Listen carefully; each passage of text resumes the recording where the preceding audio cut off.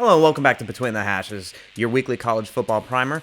I'm your host, Matt Keim, coming to you from Los Angeles, California. And this week we're going to be taking a look at Happy Valley. The Ohio State Buckeyes go on the road for just the second time this season to face their toughest test yet in a Penn State team that is looking to regain some of their early season momentum. Ohio State is coming into this game on the heels of an uneven performance against an Iowa team that is as bad offensively as anybody in the country, but is as good defensively as anybody in the country. Ohio State gave up 3 offensive points to Iowa and won the game by 45, despite turning the ball over a few times themselves and rushing for less than 70 yards on the ground. They did not play a great game at all, and they still won by over 6 touchdowns. Does that game reveal vulnerabilities in Ohio State?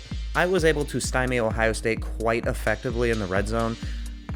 Ohio State kept getting short field position against Iowa off of multiple turnovers, and despite having great starting field position, for the majority of the first half, they were just forced to resort to kicking field goals, despite sometimes even starting on Iowa's 30. And so is that good defense? Is that shaky offense? Speaking of offense, Ohio State is expected to get Jackson Smith-Njigba back. He's been battling a hamstring injury all season, basically since the Notre Dame game. We'll see how that one plays out, but even if he doesn't play, there are multiple other receivers playing at a very elite level, led by Marvin Harrison Jr. on that team. CJ Stroud has thrown for 28 touchdowns to only 4 picks. He is at worst the runner-up in Heisman standings at the moment, or in terms of odds and things like that.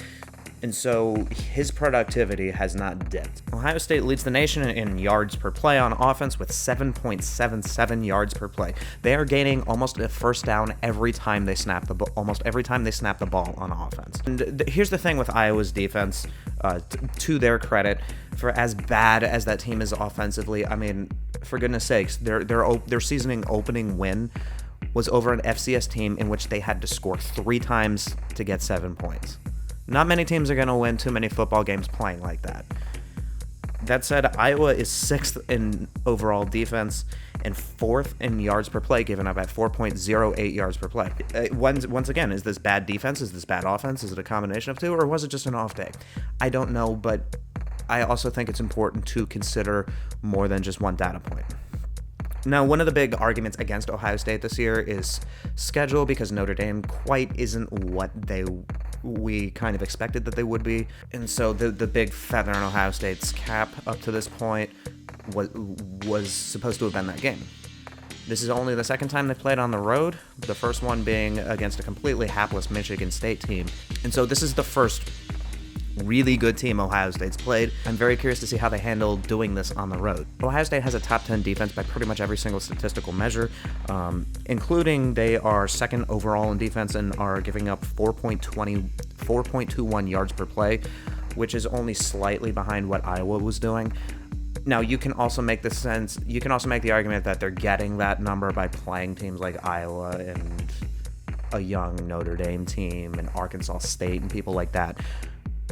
But the numbers are also suggesting that they're doing what they should be doing against a schedule like that. So it's kind of hard to evaluate, but it's also hard to argue against the results up to this point. The other big factor that going into this game for Ohio State is going to be their rushing attack, and this is really why, and this aspect right here is really why people are kind of like hedging towards Penn State covering in this game. The line is 15.5. We'll talk about that in a minute, and they rushed for 66 yards on 30 carries with a long of 13 for an overall average of 2.2 yards per carry against Iowa.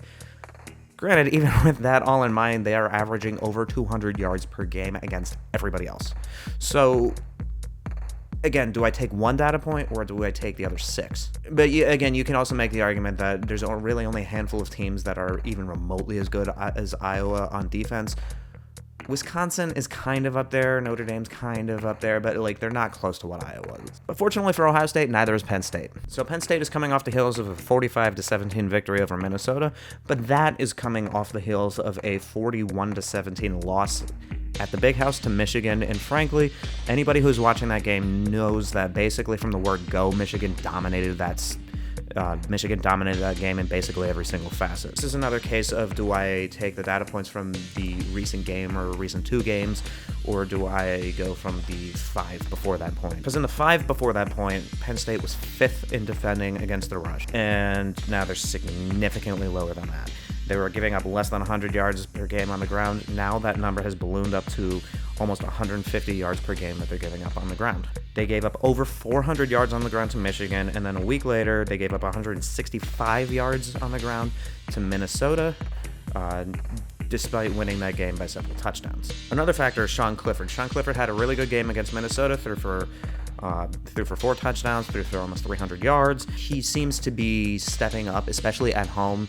He had a really good game against, admittedly, a bad Auburn team, but that game was in Jordan-Hare, not the easiest place to play. He had a good game there. But unlike the last couple years where he's been their quarterback, he doesn't have to do it alone.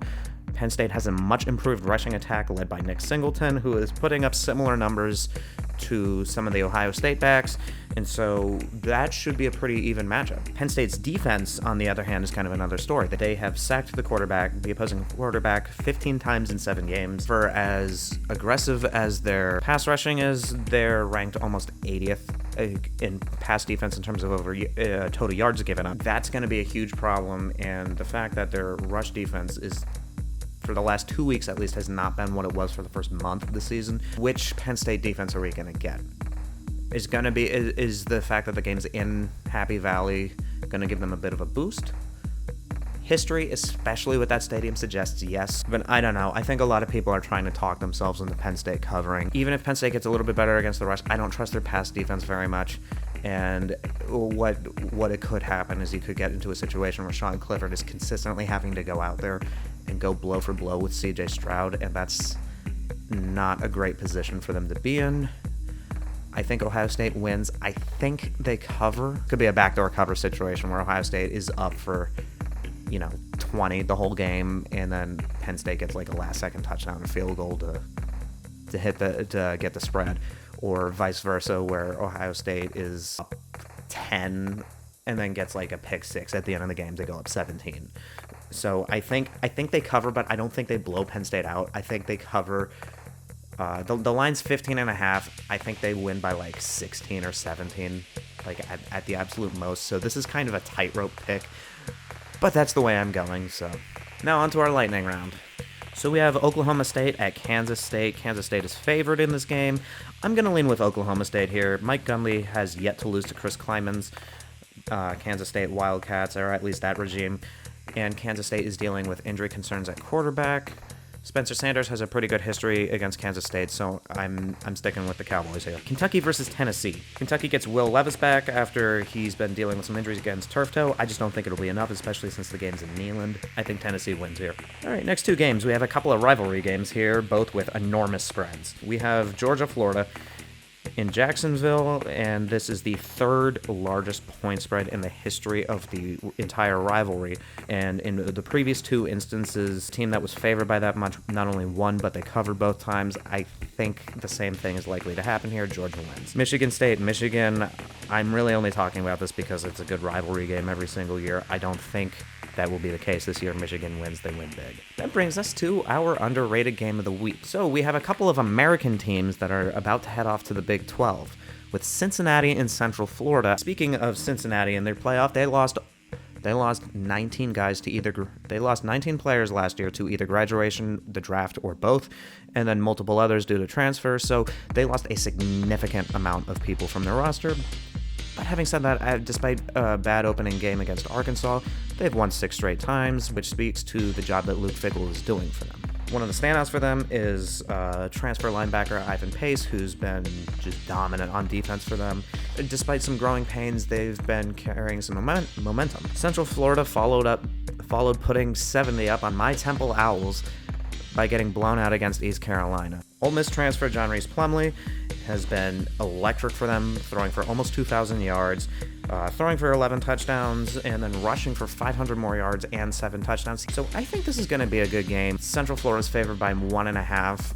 I think I'm going to go with Central Florida here just because the game's in Orlando. I think this is going to be a super entertaining game the entire way out, and it's going to be worth taking a little bit of your time. All right, guys, thanks for watching. As always, like, comment, subscribe. You know the drill by now. And don't forget to subscribe to Empire Media. That's AMPIRE Media on YouTube for updates on the Washington Commanders with the John Keim Report. We're going to be having John's keys and predictions for the game against Indianapolis coming out tomorrow. And stick around for updates on the Washington Capitals now that hockey season is open, with All's Caps hosted by former Capitals defenseman Carl Alsner and AP hockey writer Steve Wino. Find all that and more on Empire Media on YouTube or wherever you get your podcasts. Thanks, guys, and enjoy the games.